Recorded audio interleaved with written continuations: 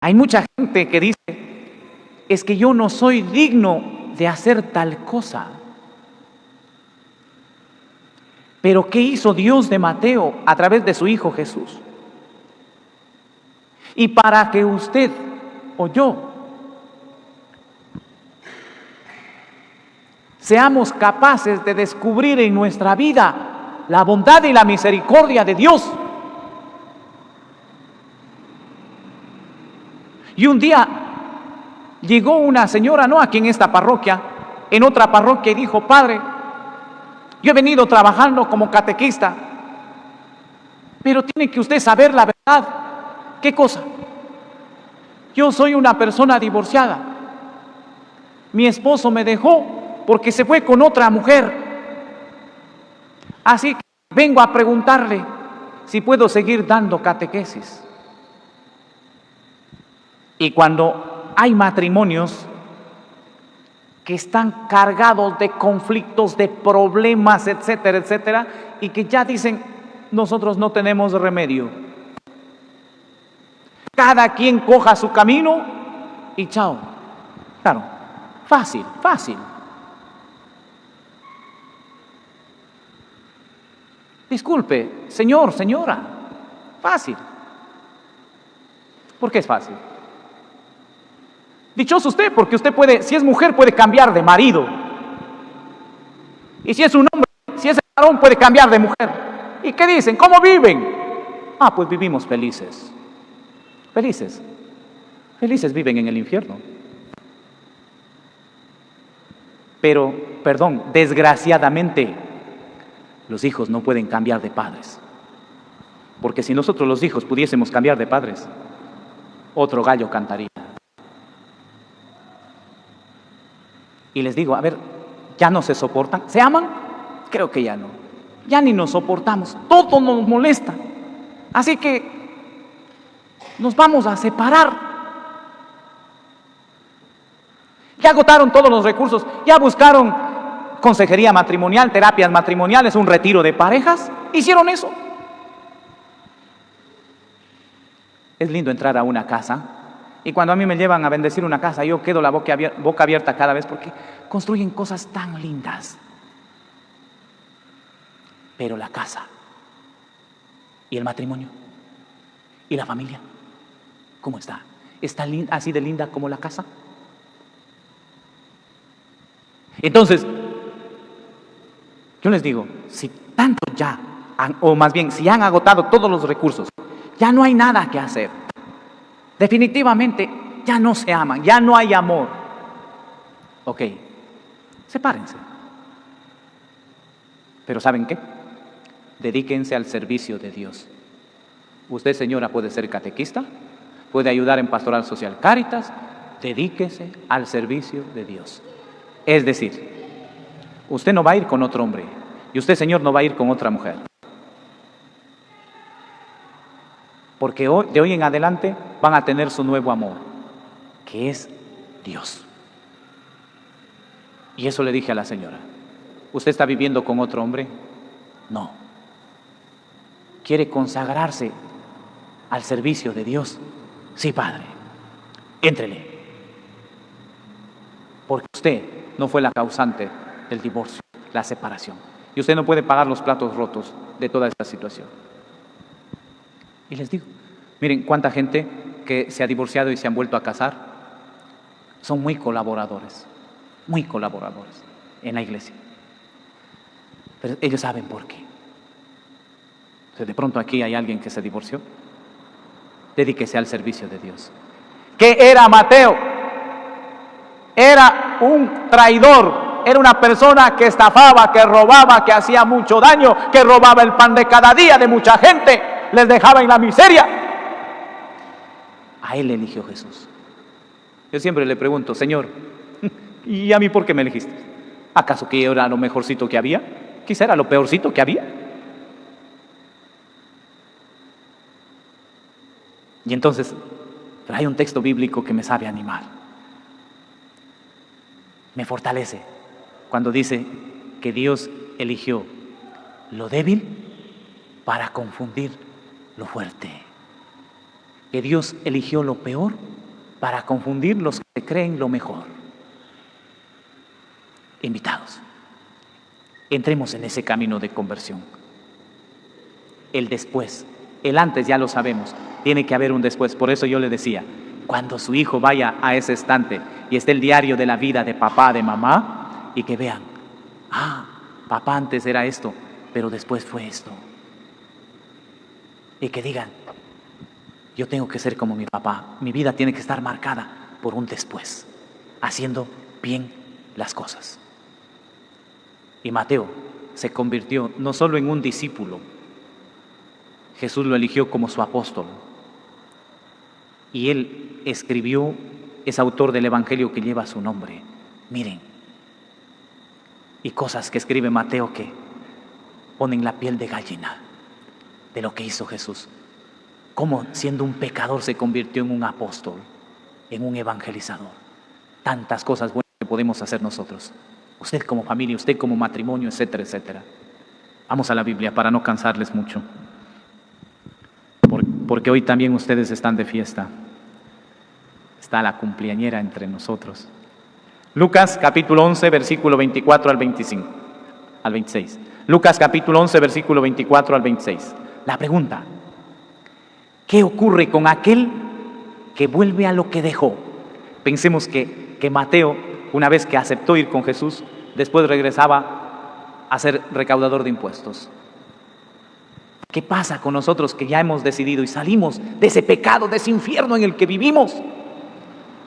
Dejamos y después volvemos a ese infierno. Escuche lo que dice la Biblia, para que no volvamos hacia allá, sino que sigamos con dirección al encuentro con Dios. Cuando un espíritu impuro sale de un hombre, anda por lugares secos buscando descanso. A ver, cuando un espíritu inmundo sale de una persona, ¿qué anda haciendo? Anda buscando un lugar, dígales de nuevo. Anda por lugares secos buscando descanso. Buscando un lugar para descansar. Pero al no encontrarlo, piensa, volveré a mi casa de donde salí. Cuando regresa, encuentra a ese hombre como una casa barrida y arreglada. Pero vamos a saborear la palabra de Dios. ¿Qué hace el espíritu inmundo cuando no encuentra un lugar donde meterse para descansar, para vivir? ¿Qué hace? Entonces, va y reúne otros 7 espíritus. Antes, ¿qué hace? Cuando regresa, encuentra a ese hombre como una casa barrida y arreglada. Y es que ese espíritu inmundo regresa a casa. ¿Y cómo encuentra la casa donde vivía? Y nosotros nos confesamos y limpiamos la casa, arreglamos. Entonces, vuelve ese espíritu y le encuentra así a la casa. Siga. Entonces, va y reúne otros 7 espíritus peores que él, y todos juntos se meten a vivir en aquel hombre, que al final queda peor que al principio. Miren, hermanos, nosotros estamos llamados a la conversión, pero que no nos suceda lo del perro que vuelve a su vómito o de la puerca recién bañada que vuelve a revolcarse en el barro, en el lodo. Que no nos suceda, porque la situación se pone peor. Y aprendamos de Mateo, con Jesús, que caminaban sin tener, llamando. Incluso los samaritanos no le quisieron recibir porque sabían a dónde iba. Iba a Jerusalén. Y no nos quisieron dar hospedaje. Y así andaba Jesús con sus apóstoles, con sus discípulos. Se le acabó los lujos, se le acabó todo. Pero Mateo no renegó, no dijo, en mi casa yo tenía comida en abundancia, podía descansar, tenía mis servidores. Y aquí con Jesús, a veces cansados, con hambre, con sed, etcétera, etcétera, pero él no volvió a ser un recaudador de impuestos, porque la situación de él se hubiese vuelto peor, como dice la Biblia, como dice el Evangelio. Por eso nosotros tomemos la firme determinación que si estamos sumergidos en un pecado, yo vuelvo a decir, si estamos viviendo en pecado mortal, eso se llama vivir en el infierno. Dejémosle al Señor Jesús que nos saque de ese infierno, pero no volvamos jamás a ese infierno, porque en ese infierno, aquí en la tierra, se siente bonito, se vive como, entre comillas, feliz. Pero, ¿cuál es el propósito? Llevarnos al final a la condenación eterna. Pensemos en nuestra salvación, piensen en la familia. Y nunca me cansaré de decirles, inviertan en su familia. ¿Cómo hay que invertirlo? Hagan un retiro como familia, a una convivencia. Inviten a un predicador, qué sé yo, pero salve su familia. No seamos pasivos, a vista y paciencia. No, pues es que por ahí, no sé, pues es que algún hijo, algún sobrino, un hermano se divorció, no pasa nada. Solo nos lamentamos. Qué pena. Y eso sí nos lamentamos. Otros critican. Pero, ¿qué estamos haciendo? Ahí tenemos la misión. Y si sabe usted que está viviendo en pecado mortal, está viviendo en el infierno, ¡sálvele!